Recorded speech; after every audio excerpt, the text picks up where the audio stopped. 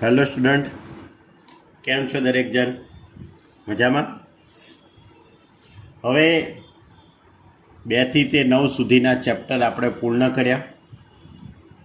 હવે આજે નવા ચેપ્ટર તરફ આપણે પ્રયાણ કરીએ. આપણું નવું જે ચેપ્ટર છે, ચેપ્ટર નંબર 1, સંબંધ અને વિધેય. ખૂબ સહેલું ચેપ્ટર છે. આ ચેપ્ટરની અંદર કોઈ પણ પ્રકારના સૂત્રો, એવા કોઈ જોરદાર સૂત્રો નથી આવતા. ખાલી સામાન્ય 3-4 રીતના દાખલા જ છે.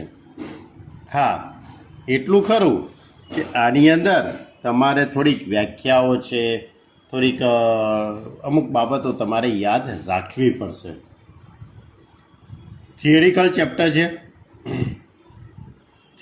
ચેપ્ટર છે, એટલે એની અંદર લખાણ વધારે આવશે.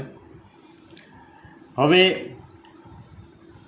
ચેપ્ટર નંબર 1, સંબંધ અને વિધેય. ચેપ્ટર 2 ભાગમાં વહેંચાયેલું છે, સંબંધ અને વિધેય. તો પહેલાં આપણે સંબંધ વિશે માહિતી મેળવીએ. આમ તો સંબંધ વિશે તમે 11મા ધોરણની અંદર આ ચેપ્ટરની થોડીક પ્રાથમિક માહિતી મેળવેલી જ છે. નથી મેળવી એમ નહીં, પણ છતાં પણ અત્યારે અહીંયા આપણે એની વિસ્તૃત માહિતી લેવાની છે. બરાબર? તો સંબંધ એટલે શું એની પહેલાં વાત કરીએ. તો સંબંધ એ હંમેશા 2 ગણ વચ્ચે બની શકે.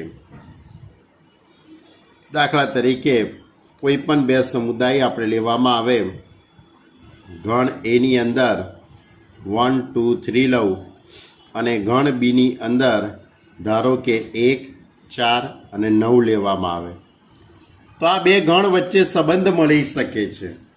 હવે જે કંઈ સંબંધ હશે એ કેવી રીતે પ્રસ્થાપિત થઈ શકે?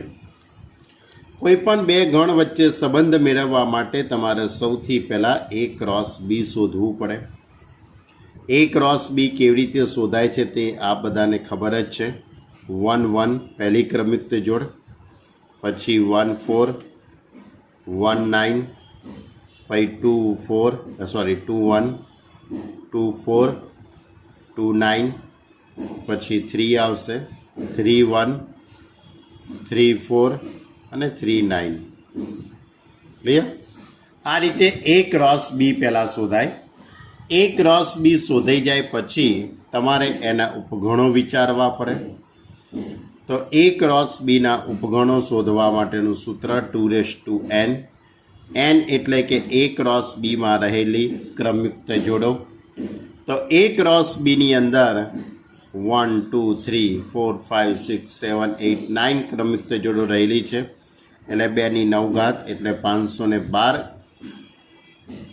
ઉપગણો થાય. તો A ક્રોસ Bના 512 ઉપગણ થાય. એટલે કે A અને B વચ્ચે માટે A અને B વચ્ચે કેટલા સંબંધો બને? 512 સંબંધો બને. આપણે બધા સંબંધોની વાત કરવાની નથી. બરાબર? બીજું એક ઉદાહરણ આપું. દાખલા તરીકે ગણ એની અંદર 1, 2 લેવામાં આવે. ગણ બીની અંદર ધારો કે અહીંયા 3 છે. તો મારે A અને B વચ્ચે કેટલા સંબંધો બને એ શોધવું હોય તો પહેલાં A ક્રોસ B શોધવું પડે. A ક્રોસ B એટલે કે 1, 3 અને 2, 3. આ રીતે 2 જોડ આવશે, 1, 3, 2, 3. હવે આના હું ઉપગણો લખી કાઢું. તો ઉપગણોની સંખ્યા શોધવાનું સૂત્ર 2n એટલે 2 ની 2 ઘાત એટલે કે 4 ઉપગણ થશે. 4 ઉપગણો થશે એટલે કે સંબંધો કેટલા થઈ ગયા કહેવાય. માટે સંબંધોની સંખ્યા કેટલી થાય? 4. જો સંબંધોની સંખ્યા 4 થશે તો હવે આ સંબંધો લખાય કેવી રીતે? તો આ રીતે તમને ઉપગણો લખતા આવડે છે. 11મા ધોરણની અંદર તમે કોઈ પણ ગણના ઉપગણો લખતા શીખેલા છો. તો કોઈ પણ ગણના ઉપગણો લખવા માટે ખાલી ગણથી શરૂઆત થાય. પહેલાં ખાલી ગણ આવે, ત્યાર પછી 1 ઘટકવાળા ગણ આવે, ત્યાર પછી 2 ઘટકવાળો, પછી 3 ઘટક, એ રીતે ઉપગણો લખાય છે. પણ આપણે અહીંયા ક્રમયુક્ત જોડ આવશે. શું આવશે? ક્રમયુક્ત જોડ. તો કયા કયા સંબંધો થશે? તો પહેલો સંબંધ થશે ખાલી સંબંધ. ખાલી સંબંધથી શરૂઆત થાય. બીજો થશે 2 જોડવાળા, એક એટલે કે 1 3.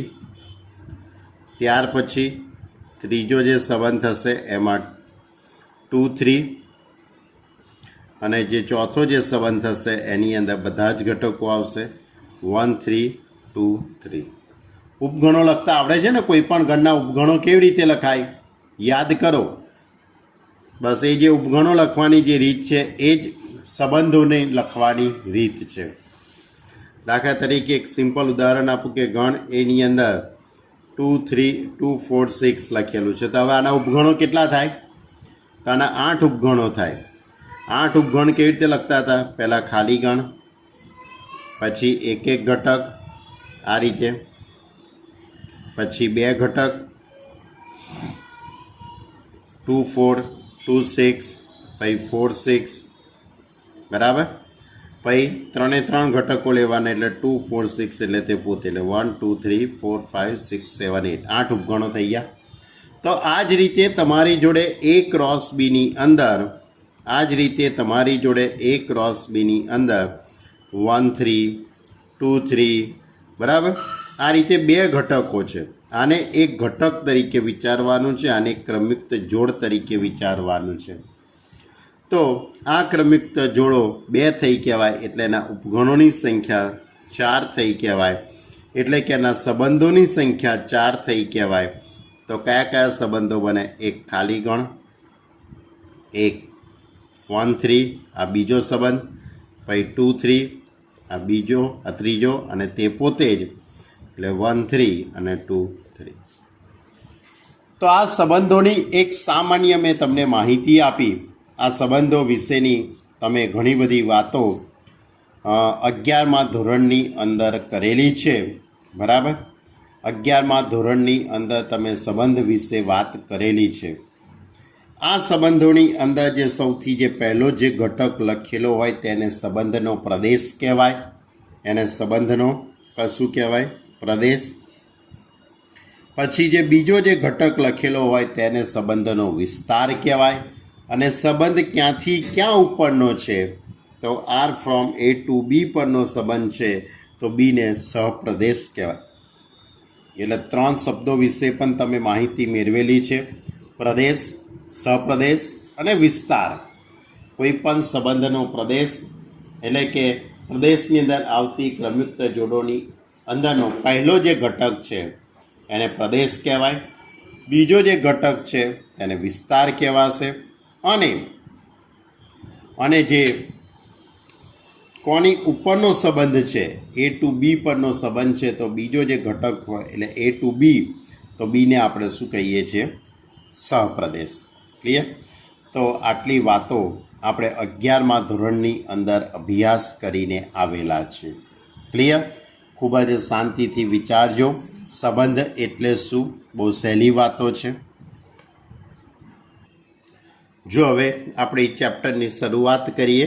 સંબંધની વ્યાખ્યાથી શરૂ થઈ, બરાબર. તો પહેલાં તો મેં આ રીતે લખેલું છે કે જો A not equal to 5, B not equal to 5, એટલે કે ગણ A અને ગણ B ખાલી ગણ નથી, તો A ક્રોસ Bના કોઈ પણ ઉપગણને A ક્રોસ Bના કોઈ પણ ઉપગણને A થી B પરનો સંબંધ કહે છે. મેં અગાઉથી જ બધું લખી દીધેલું છે, કારણ કે જો આપણે જોડે જોડે લખતા જઈએ તો ઘણો વધારે ટાઈમ લાગે, કારણ કે ગુજરાતી ઘણું બધું લખવાનું છે. અંદર ઘણા બધા વાક્યો લખવાના છે, એટલે હું બોલતો જાઉં લખતો જાઉં, એ તો બહુ મોટો વિડીયો બની જાય, તમને જોવામાં પણ મજા ન આવે, બરાબર. એના કરતાં હવે અગાઉથી લખી દીધેલું છે. તો સંબંધની આ મેં વ્યાખ્યા લખી છે: A ક્રોસ Bના કોઈ પણ ઉપગણને, A ક્રોસ Bના કોઈ પણ ઉપગણને A થી B પરનો સંબંધ કહે છે, બરાબર. A ક્રોસ Bના કોઈ પણ ઉપગણને, A ક્રોસ Bના જેટલા ઉપગણ બને છે બધા જ ઉપગણોને A થી B પરનો સંબંધો છે બધા. એટલે કે એનો અર્થ એવો થયો કહેવાય સંબંધ R is subset of A cross B. સંબંધ R is subset of A cross B. હવે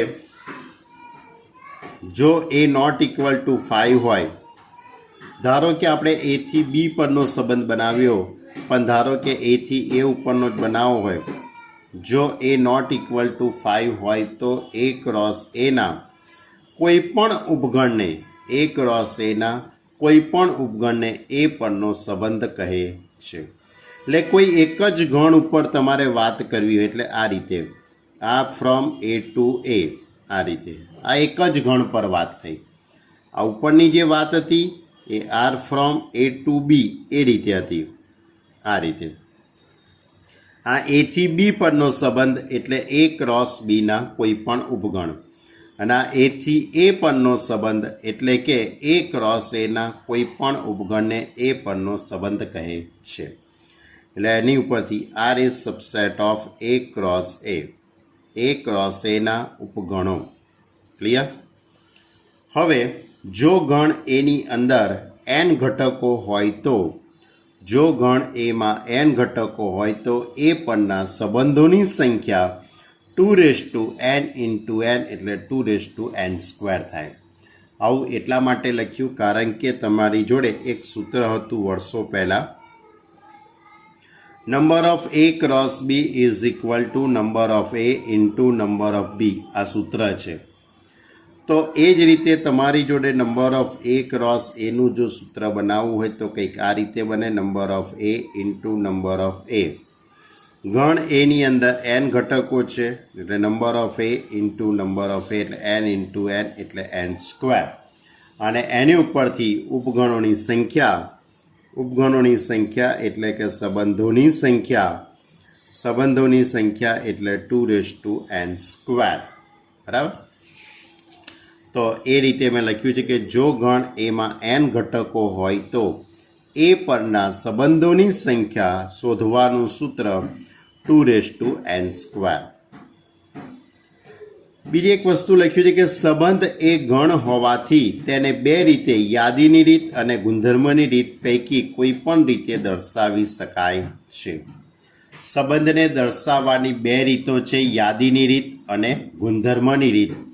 દાખલા તરીકે આ રીતે લખ્યું હોય કે સંબંધ R is equal to X Y, કે જ્યાં X plus Y is equal to 5, કે જ્યાં X belongs to N, Y belongs to N. આ ગુણધર્મની રીત થઈ કહેવાય. હવે આની ઉપરથી તમે એવી ક્રમયુક્ત જોડો શોધી કાઢો કે જેનો સરવાળો 5 થતો હોય, એવી ક્રમયુક્ત જોડ તમે શોધી કાઢો તો આ રીતે આવે. એક્સ ઇઝ ઇક્વલ ટુ 1 લઈએ તો વાય ઇઝ ઇક્વલ ટુ 4 લેવાય, એક્સ ઇઝ ઇક્વલ ટુ 4 લેવામાં આવે તો વાય ઇઝ ઇક્વલ ટુ 1. એટલે કઈ ક્રમયુક્ત જોડો થશે તો 1 4 અને 4 1. તો હવે આ જે ક્રમયુક્ત જોડો મેં લખી છે આ યાદીની રીત થઈ કહેવાય, અને આ રીત થઈ એ ગુણધર્મની રીત થઈ કહેવાય. એટલે આપણી જોડે બે રીતો છે, યાદીની રીત અને ગુણધર્મની રીત. એટલે સંબંધને દર્શાવવાની બે રીતો, યાદીની રીત અને ગુણધર્મની રીત. હવે સંબંધના પ્રકાર લઈએ. બરાબર? સંબંધના પ્રકારમાં સૌથી પહેલો સંબંધ ખાલી સંબંધ, કે એ ક્રોસ એના ઉપગણ 5ને એ પરનો ખાલી સંબંધ કહે છે. કારણ કે આપણે જ્યારે ઉપગણો લખીશું ત્યારે ઉપગણો લખવાની શરૂઆત ખાલી ગણથી થાય. ઉપગણો લખવાની શરૂઆત ખાલી ગણથી થાય. તેમાં જે ખાલી ગણ છે એને એ ક્રોસ એના ઉપગણ 5ને એ પરનો ખાલી સંબંધ કહેવાય છે. બરાબર? આ સૌથી પહેલો પ્રકાર ખાલી સંબંધ. એના માટેનું અહીં એક મેં ઉદાહરણ લખેલું છે કે ધારો કે એ ઇઝ ઇક્વલ ટુ 1 2 પરનો R is equal to A B, કે જ્યાં A plus B is equal to 5, કે જેનો સરવાળો 5 થતો હોય એવી ક્રમયુક્ત જોડો તમારે લખવાની છે. તો પહેલાં એ ક્રોસ એ શોધવું પડે. 1 2 છે ને, એટલે પહેલાં એ ક્રોસ એ શોધીએ તો એ ક્રોસ એની અંદર કઈ કઈ જોડ આવી શકે તમે વિચારો.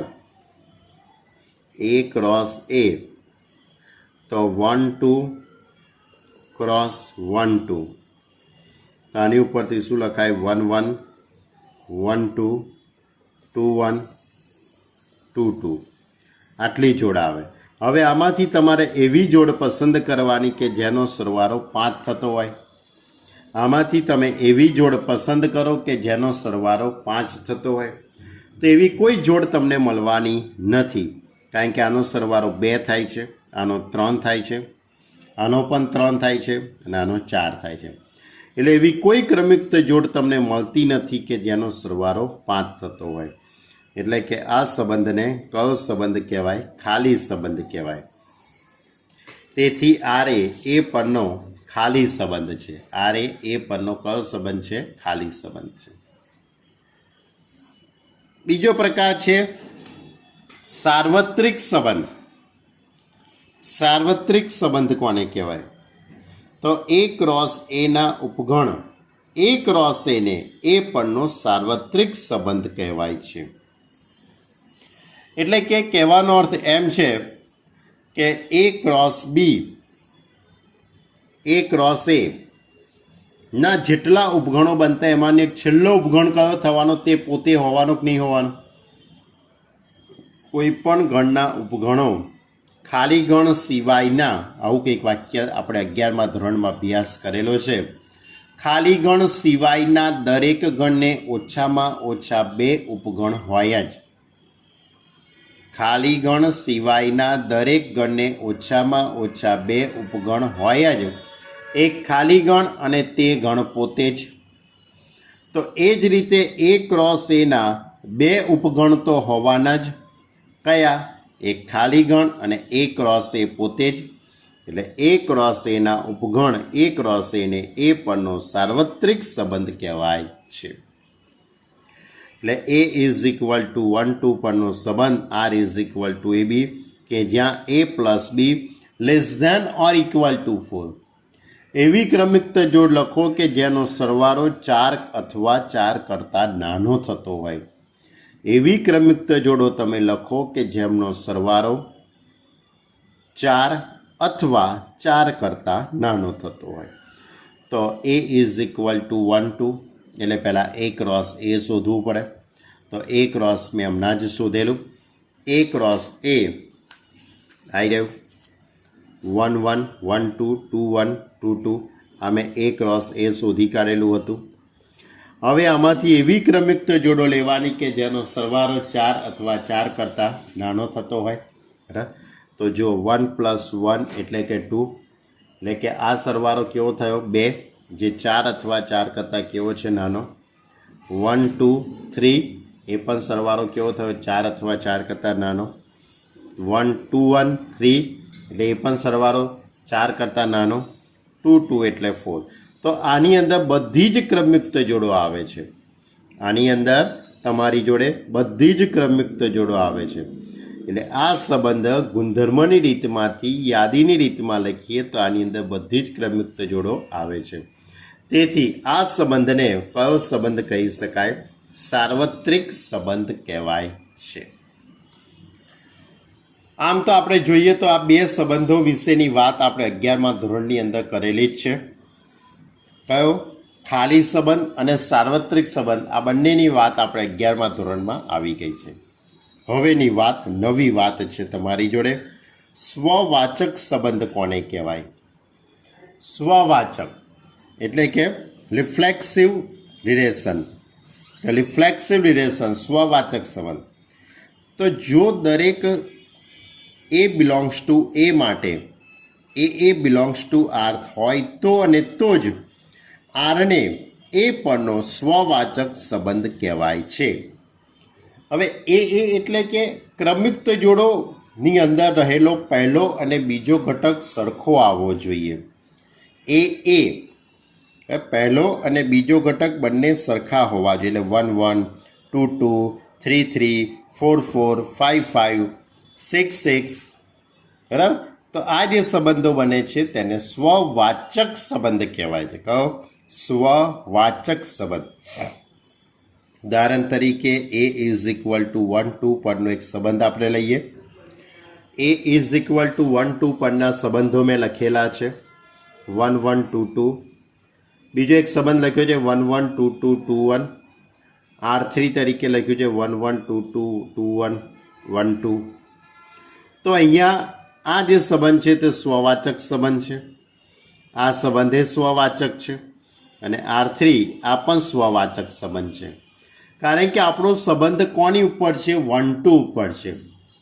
કોની ઉપર છે? ગણ એના ઘટકો A ઇઝ ઇક્વલ ટુ 1 2 પર સંબંધ છે. એટલે કે 1 1 2 2 બંને બે જોડો થાય, 1 1 2 2.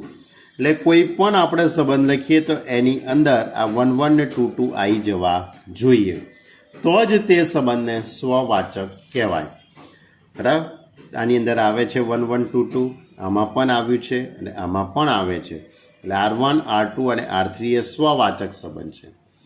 પરંતુ આ એક ચોથો સંબંધ લખેલો છે કે 1 1 1 2 1 1 1 2, આની અંદર સ્વવાચક સંબંધ કહેવાય નહીં. આ સંબંધને સ્વવાચક નથી, કારણ કે 1 1 છે પણ 2 2 એમાં જ નથી. એટલે 2 2 ઇઝ નોટ બિલોંગ્સ ટુ 4.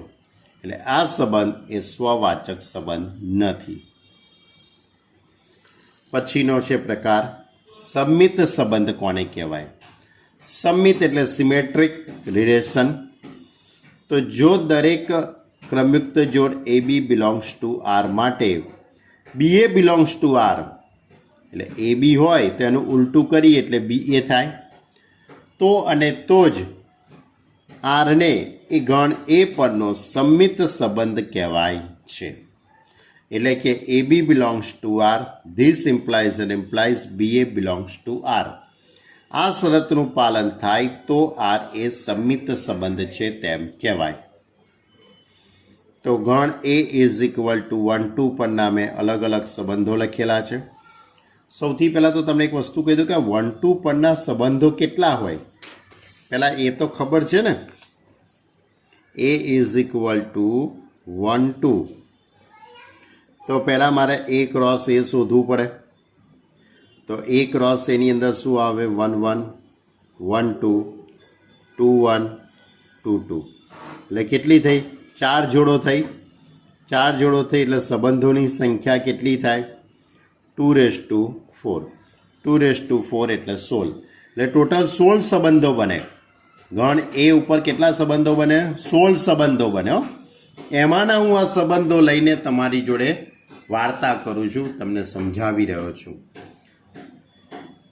તો સિમેટ્રિક રિલેશન, સંમિત સંબંધ એટલે કે જે જોડ લઈએ એનું જોડને આપણે ઉલટાઈ દઈએ તે જોડ એની અંદર આવી જવી જોઈએ. તો A ઇઝ ઇક્વલ ટુ 1 2 પરના સંબંધો R1 1 1, બીજો એક સંબંધ 2 2 લખ્યો છે, 1 1 2 2, આ એક સંબંધ લખેલો છે. પછી એક આ ચોથો સંબંધ લખ્યો 1 2 2 1 1 1, 2 2 2 1 1 2. આ સંબંધો સંમિત સંબંધો છે. આ 5 સંબંધો એ સંમિત સંબંધો. તમે વિચારી જુઓ, આ 1 2 એનું ઉલટું કરો એટલે 2 1 છે કે નહીં? 2 1 નું ઉલટું કરો તો 1 2 અંદર છે. 1 1 નું તો ઉલટું 1 1 જ થવાનું. આનું એ ઉલટું એનું એ જ, આ બંનેનું પણ છે. પછી એ જ રીતે આ બંનેનું પણ આનું ઉલટું કરો એટલે એનું એ જ, આનું પણ ઉલટું કરો તો એનું એ જ, આ પણ. તો આ બધા જે સંબંધો થાય તે સંમિત સંબંધો છે. પરંતુ R6 1 2 એનું ઉલટું 2 1 અંદર હોવું જોઈએ, પણ એ છે નહીં. તેથી આ સંબંધ છે તે સંમિત સંબંધ નથી. બરાબર? ચલો આગળનો પાંચમો સંબંધ પરંપરિત સંબંધ. પરંપરિત સંબંધ એટલે કે ટ્રાન્ઝેસ્ટિવિટી રિલેશન. ટ્રાન્ઝેસ્ટિવ રિલેશન કે જો દરેક AB બિલોંગ્સ ટુ R અને BC બિલોંગ્સ ટુ R માટે AC બિલોંગ્સ ટુ R, તો અને તો જ R પરંપરિત સંબંધ છે. એટલે કે જો દરેક AB બિલોંગ્સ ટુ R અને BC બિલોંગ એટલે એનો B જોડે સંબંધ છે, એનો B જોડે, બીનો C જોડે, તો એનો C જોડે સંબંધ થાય છે. બરાબર? કેવી ચેન બનવી જોઈએ? એનો B જોડે સંબંધ, બીનો C જોડે સંબંધ, તો એનો C જોડે સંબંધ બનવો જોઈએ. તો આ સંબંધ R એ પરંપરિત સંબંધ છે તેમ કહેવાય. પરંપરિત બરાબર, શબ્દ બરાબર ધ્યાન રાખજો. ઉદાહરણ લીધું છે a ઇઝ ઇક્વલ ટુ 1 2 3 પરનો સંબંધ 1 1 2 2 1 2 2 1 એ પરંપરિત સંબંધ છે, કારણ કે એકનો બે જોડે સંબંધ છે, બેનો એક જોડે સંબંધ, તો એકનો એક જોડે સંબંધ એ આરમાં છે જ. 1 2 બિલોંગ્સ ટુ આર છે, 2 1 બિલોંગ્સ ટુ આર છે, તો 1 1 એ અંદર આવી જવું જોઈએ, તો એ છે જ. તેથી 1 1 બિલોંગ્સ ટુ આર સત્ય છે. એ રીતે બીજું ઉદાહરણ લીધું છે 2 1 2, બેનો એક જોડે સંબંધ છે, એકનો બે જોડે છે, તો બેનો બે જોડે પણ સંબંધ છે. તો આ રીતે જોડ બનવી જોઈએ. કોઈ પણ માટે તમે ચકાસણી કરવી હોય તો કરી શકાય છે. તો આ જે સંબંધ છે તે પરંપરિત સંબંધ છે. કેટલા સંબંધો થયા ભાઈ? 5 સંબંધો બનાવી દીધા મેં. કેટલા સંબંધો બનાવ્યા? 5. કયા કયા? તો સૌથી પહેલો ખાલી સંબંધ, પછી સાર્વત્રિક સંબંધ, એના પછી સ્વવાચક સંબંધ, એના પછી પરંપરિત સંબંધ, સંમિત સંબંધ, અને એના પછી બન્યો પરંપરિત સંબંધ. થિયરી લખવી પડશે. કોઈ પણ વિદ્યાર્થી થિયરી લખવામાં આળસ રાખતા નહીં. બરાબર. તો 5 પ્રકારના સંબંધની વાત કરી. જો બીજું એક ઉદાહરણ લીધેલું છે, a ઇઝ ઇક્વલ ટુ 1 2 3 પરનો સંબંધ r ઇઝ ઇક્વલ ટુ 1 1 1 2 2 1. આ સંબંધ છે તે પરંપરિત સંબંધ નથી. તમારે ચકાસણી કરવી હોય તો કરી જુઓ. બેનો એક જોડે સંબંધ છે, એકનો બે જોડે છે, તો બેનો બે જોડે સંબંધ બનવો જોઈએ. બેનો એક જોડે સંબંધ છે, એકનો બે જોડે સંબંધ છે, તો બેનો બે જોડે સંબંધ બનવો જોઈએ, જે અહીંયા બનતો નથી. 2 2 is not belongs to R. બરાબર. તેથી આ જે સંબંધ છે તે પરંપરિત સંબંધ નથી. બરાબર. એટલે આ રીતે આવી પણ કન્ડિશન આવી જાય. કોઈ દાખલો એવો પણ હોય કે પરંપરિત સંબંધ ન પણ બનતો હોય. ચલો હવે છઠ્ઠો પ્રકાર લઈએ. છઠ્ઠો પ્રકાર છે કે સામ્ય સંબંધ. ઇક્વાવેલેન્સ રિલેશન કોને કહેવાય? તો સિમ્પલ છે. જો ગણ એ પરનો સંબંધ સ્વવાચકે હોય, સંમિતે હોય અને પરંપરિતે હોય તો આરને સામ્ય સંબંધ કહેવાય છે. એટલે કે જે સંબંધ સ્વવાચકતાનું પણ પાલન કરે, સંમિતતાનું પણ પાલન કરે અને પરંપરિતતાનું પણ પાલન કરે તો તે સંબંધ આરને સામ્ય સંબંધ કહેવાય છે. એના પછી તદેવ સંબંધ. તદેવ સંબંધ આઇડેન્ટિટી રિલેશન. અરિક્ત ગણ એ પરનો તમામ સંબંધો પૈકી X X belongs to X A ને સામ્ય સંબંધ છે, જેને તદેવ સંબંધ પણ કહેવામાં આવે છે અને તેને સંકેતમાં આઈ એ વડે પણ દર્શાવાય છે. કયો સંબંધ? તદેવ સંબંધ. એ દાખલો આવશે ત્યારે આપણે વાત કરીશું, પણ લગભગ આના દાખલા પણ ઘણા ઓછા છે. વધારે પડતા દાખલા સ્વવાચક, સંમિત અને પરંપરિતતાના જ દાખલા છે. આ તદેવ સંબંધના વ્યાખ્યા દાખલો તો કદાચ એકાદ MCQ કદાચ તમને જોવા મળી શકે, બાકી ક્યાંય તદેવ સંબંધ વિશેના દાખલા છે નહીં. બરાબર. તદેવ વિશે હું તમને એવું કહી શકું કે 1 1 2 2 3 3 એવી બધી જે જોડો હોય, માત્ર એવી જ જોડો આવતી હોય. બરાબર. 1 1 2 2 3 3 એવી જ જોડો આવતી હોય તો તેને આપણે તદેવ સંબંધ કહેવાય. આમ એ સામ્ય સંબંધ તો થવાનો જ છે. તદેવ સંબંધ એ સામ્ય સંબંધ તો થવાનો જ છે. એટલે સ્વવાચકે થવાનો, સંમિતે થવાનો, પરંપરિતે થવાનો. હા, એટલે એને તદેવ સંબંધ કહીશું છું. પછી અસંમિત સંબંધ. તો જે સંબંધ સંમિત ન હોય તેને અસંમિત સંબંધ કહેવાય છે. પછી એક વિસંમિત સંબંધ કોને કહેવાય? જો એક્સનો વાય જોડે સંબંધ હોય અને વાયનો એક્સ જોડે સંબંધ હોય, X Y belongs to R અને Y X belongs to R, તો X is equal to Y થાય તો, અને તો જ આરને અરિક્ત ગણ એ પરનો વિસંમિત સંબંધ છે તેમ કહેવાય. વિસંમિત સંબંધની વાત પછી એમસીક્યુમાં જ છે, બીજે ક્યાંય છે નહીં. ત્રિકોણીય સંબંધ, એનો બી સાથેનો સંબંધ, ત્યાર પછી બીનો સી સાથે સંબંધ બને, તો સીનો એ જોડે જે સંબંધ બને એનો બી સાથેનો સંબંધ, બીનો સી સાથેનો સંબંધ. જો એનો બી જોડે સંબંધ એનો સી જોડે સંબંધ બને, તો બીનો સી જોડે જો સંબંધ બને, બીનો સી જોડે જો સંબંધ બને તો એને ત્રિકોણીય સંબંધ કહેવાય છે. ત્રિકોણીય સંબંધના પણ કોઈ પણ પ્રકારના દાખલા આપણા સિલેબસમાં નથી. વૃત્તીય સંબંધ, એનો બી જોડે સંબંધ, બીનો સી જોડે, તો સીનો એ જોડે સંબંધ બને, એને વૃત્તીય સંબંધ કહેવાય છે.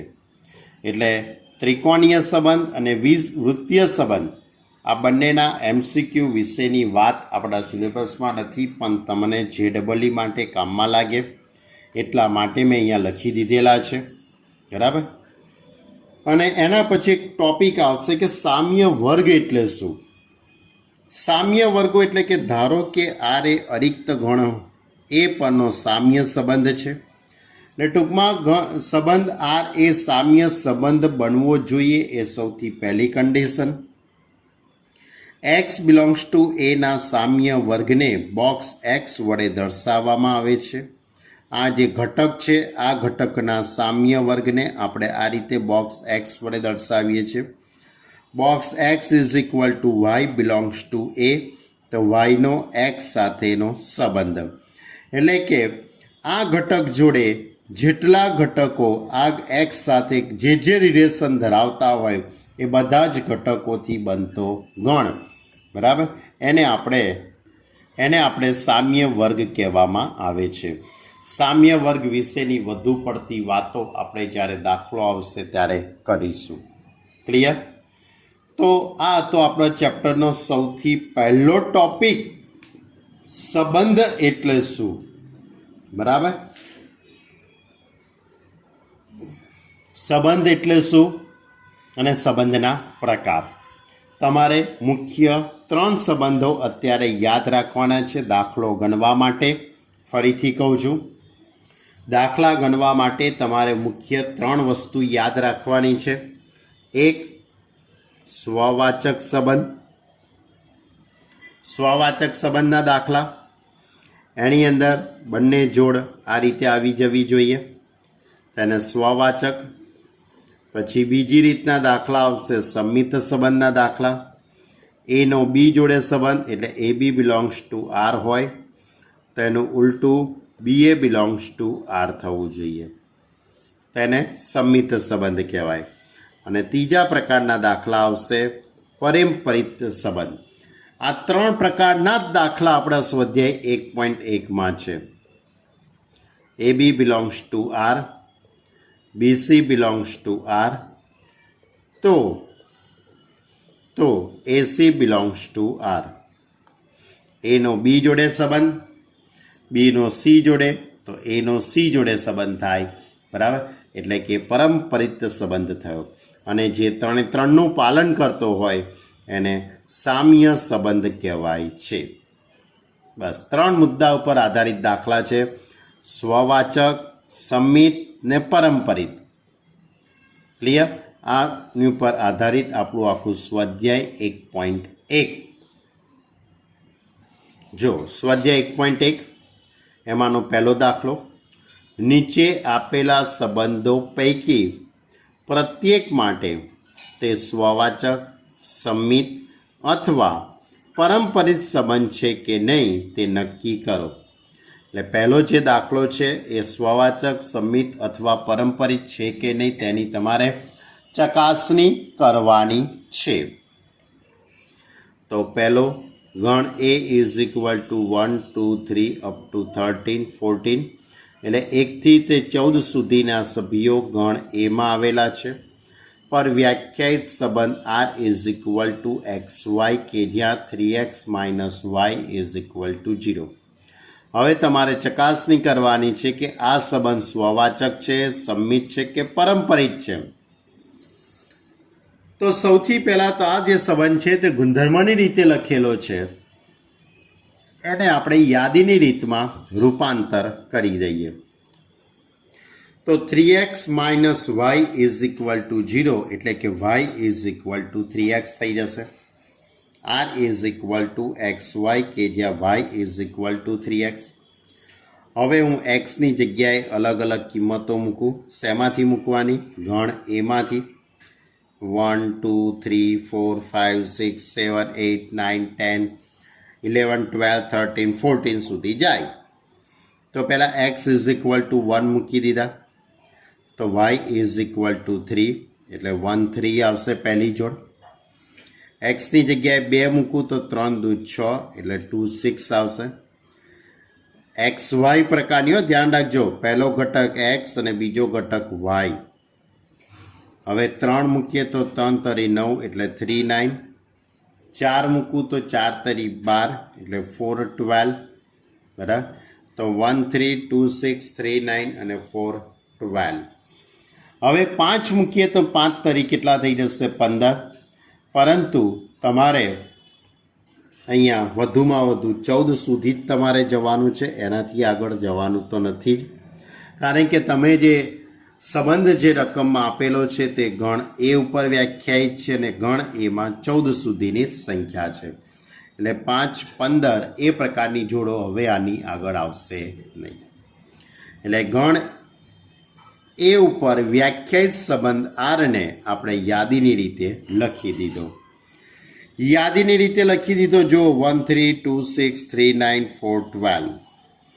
હવે આપણે ચકાસણી કરીએ કે ભાઈ આ સંબંધ એ સ્વવાચક છે, સંમિત છે કે નહીં, પરંપરિત છે કે નહીં, તેની ચકાસણી કરીએ.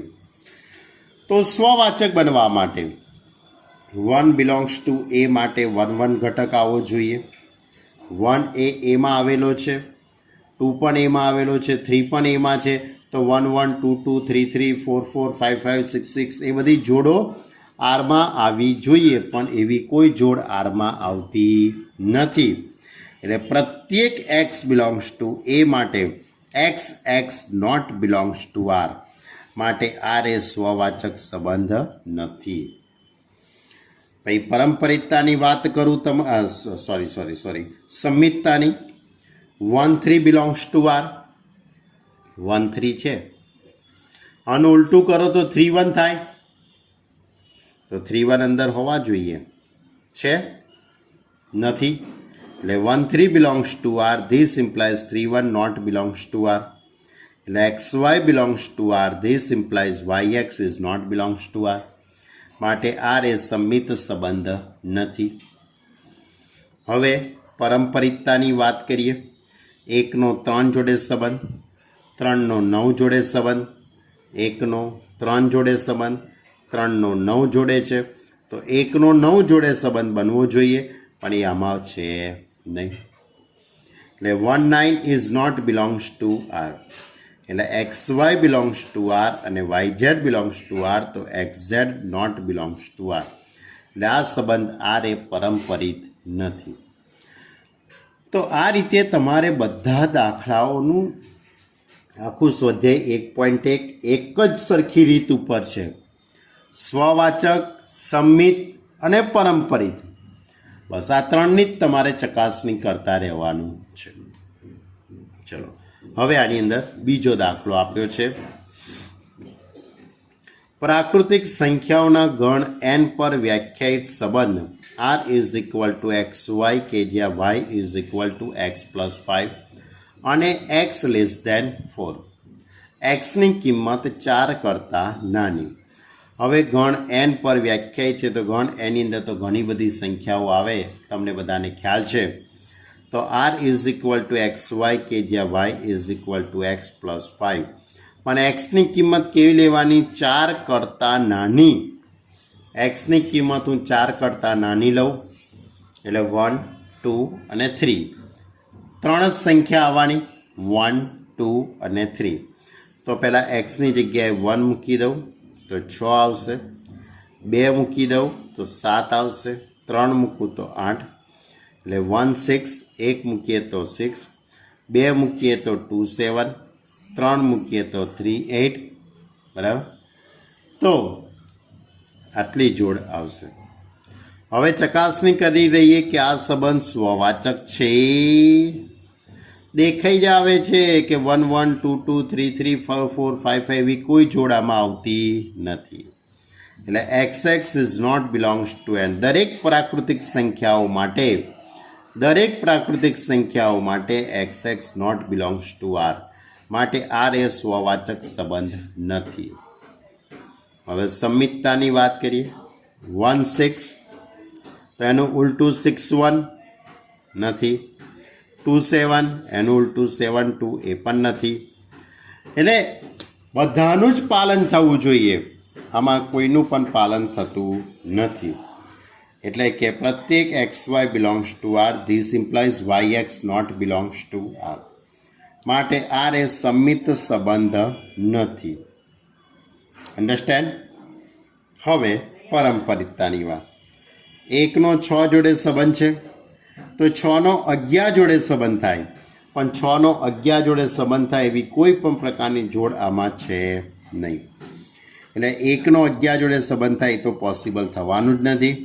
એટલે કે X Y belongs to R, Y Z belongs to R, તો X Z not belongs to R.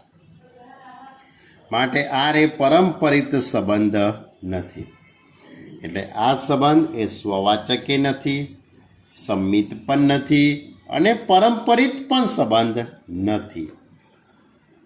જો ત્રીજો દાખલો, ગણ એ ઇઝ ઇક્વલ ટુ 1 2 3 4 5 6 પર વ્યાખ્યાયિત સંબંધ X Y R is equal to X Y કે જ્યાં વાય એ એક્સ વડે વિભાજ્ય છે. વાય એ એક્સ વડે વિભાજ્ય છે. તો ગણ એની અંદર 1 2 3 4 5 6 વાય એ એક્સ વડે વિભાજ્ય છે. એટલે એનો અર્થ શું થાય? વાય એ એક્સ વડે વિભાજ્ય છે એટલે એનો અર્થ એવો થશે બાળકો કે વાય ભાગ્યા એક્સ કરવામાં આવે તો શેષ 0 આવી જોઈએ. બરાબર? તો 1 1 આવે, 2 2 3 3 4 4 5 5, કારણ કે બધાનો તમે એની જોડે ભાગાકાર કરો તો 4 એકા 4 એટલે શેષ 0 થઈ ગઈ. બરાબર? એટલે 1 1 2 2 3 3, તો 1 1 2 2 3 3 4 4 5 5 6 6 7 6 6 સુધી આવશે કે જે આ શરતનું શું કરશે? પાલન કરશે. હવે 1 2 આવશે, 1 3 પણ આવે. કેમ? કારણ કે 2 ભાગ્યા 1 પોસિબલ છે. 1 3 1 4 1 5 1 6, પણ 2 1 નહીં આવે, કારણ કે 1 અંદર હોય ને 2 બહાર હોય એ શક્ય થવાનું નથી. તો 1 6 પછી 2 4 પછી 2 6 3 6 અને 3 4. તો 3 4 નહીં આવે, 3 6 સુધી જ આવશે, ભૂલથી લખાઈ ગયેલું. બરાબર? તો આ જે મેં સંબંધ છે તે ગુણધર્મની રીતમાંથી મેં યાદીની રીતમાં રૂપાંતર કરી દીધો. એટલે સૌથી પહેલાં તો તમારે જે કંઈ સંબંધ આપેલો હોય તેને ગુણધર્મની રીતમાંથી યાદીની રીતમાં રૂપાંતર કરી દેવાનો. હવે જોઈ લઈએ સ્વવાચક છે કે નહીં. તો ટોટલ 6 સંખ્યાઓ છે. 6 સંખ્યાઓ એટલે કે 1 1 2 2 3 3 4 4 5 5 6 6 એવી જોડો અંદર આવી જવી જોઈએ. તો આવી જાય છે, જુઓ. 1 1 આવે છે, 2 2 આવે છે, 3 3 4 4 5 5 6 6, આ 6 જોડ અંદર આવી જાય છે. એટલે કે પ્રત્યેક એક્સ બિલોંગ્સ ટુ એ માટે X X belongs to R. માટે આર એ સ્વવાચક સંબંધ છે. એટલે આ સંબંધ સ્વવાચક થાય છે. હવે સંમિતતાની હું વાત કરું તો ધારો કે 1 3 લેવામાં આવે તો 1 3 નું ઉલટું 3 1 એ અંદર હોવાનું જ નથી, કારણ કે વાય એ એક્સ વડે વિભાજ્ય હોય તો એક્સ એ વાય વડે વિભાજ્ય હોય એવું જરૂરી હોતું નથી. એટલે કે વાય એ એક્સ વડે વિભાજ્ય છે તો એક્સ એ વાય વડે વિભાજ્ય હોય તે જરૂરી નથી. એટલા માટે Y X is not belongs to R. માટે સંબંધ આર એ સંમિત સંબંધ નથી. હવે પારંપરિકતાની વાત કરીએ આપણે, તો પારંપરિકતામાં એક્સનો વાય જોડે સંબંધ છે. X Y belongs to R. Y એ એક્સ વડે વિભાજ્ય છે એટલે વાય બરાબર એમએક્સ લખી દઉં. વાય બરાબર શું લખાય? એમએક્સ લખાય કે ના લખાય? વિચારી જુઓ. Y Z belongs to R, તો ઝેડ એ વાય વડે વિભાજ્ય એટલે ઝેડ બરાબર એન વાય ધારી લીધું. હવે Z is equal to N Y લખ્યું છે, પણ આ વાયની જગ્યાએ હું એમએક્સ લખી દઉં. વાયની જગ્યાએ હું એમએક્સ જો લખી દેવામાં આવે તો Z is equal to N MX એટલે એનએમએક્સ.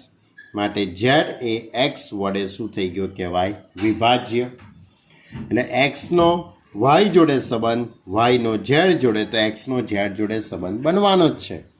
બરાબર. તમારે ચકાસણી કરવી હોય તો આ પ્રેક્ટિકલી પણ તમે કરી શકો છો કે એકનો બે જોડે સંબંધ છે, તો બેનો છ જોડે સંબંધ લઈએ તો એકનો છ જોડે સંબંધ પોસિબલ છે. આવી રહ્યું. તમારે કોઈ પણ ચકાસણી કરવી હોય તો કરી શકો છો. એકનો ત્રણ જોડે સંબંધ, ત્રણનો છ જોડે, તો એકનો છ જોડે સંબંધ આવી રહ્યો. કોઈ પણ જોડ લઈને તમારે પારંપરિકતાની ચકાસણી કરવી હોય તો કરી શકાય છે, પણ તમારે વ્યાપક રીતે આ રીતે લખવાનું છે.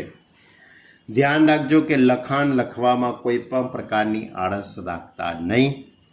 આમ તો સ્વાધ્યાય 1.1માંથી 1 માર્કનો દાખલો અને 2 માર્કનો એટલે 1 માર્કનો MCQ અને 2 માર્કનો દાખલો પૂછાઈ શકે. બરાબર. પણ આ બધી જ વસ્તુ જો તમને લખતા આવડતી હશે તો જ તમને મજા આવશે. ચલો હજુ એક દાખલો લઈએ. Question number 4.